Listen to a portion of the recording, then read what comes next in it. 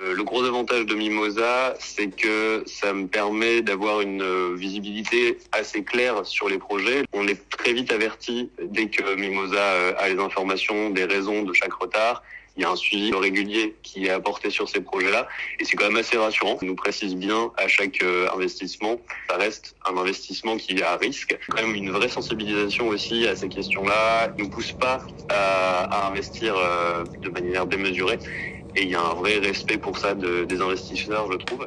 Ça permet une alternative à l'usage qui peut être fait de l'argent qu'on épargne sur les banques classiques et qui permet comme ça plus facilement de savoir où va être utilisé l'argent qu'on décide de placer sur tel ou tel projet. Donc c'est assez agréable de savoir ce qui va être fait de notre argent et puis encore une fois voilà de pouvoir soutenir aussi des projets à plus petite ampleur qui seront pas forcément aidés à leur juste valeur par moment par les banques. Quelque chose qui est important pour moi de savoir que voilà, je peux contribuer à ma petite échelle à ce que l'emploi local puisse être préservé et que l'écologie soit un peu au cœur aussi de mon épargne. J'essaye d'avoir une logique plutôt sur le temps de remboursement des placements qui sont faits.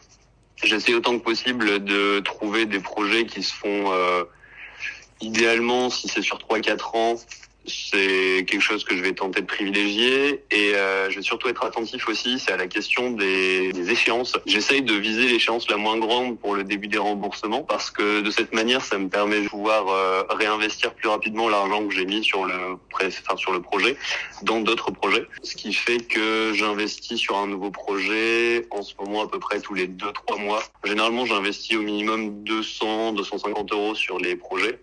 Ce qui correspond plus ou moins aussi à chaque fois à la somme nécessaire pour débloquer les codes avantages. Ça, j'avoue que c'est aussi quelque chose auquel je suis assez attentif.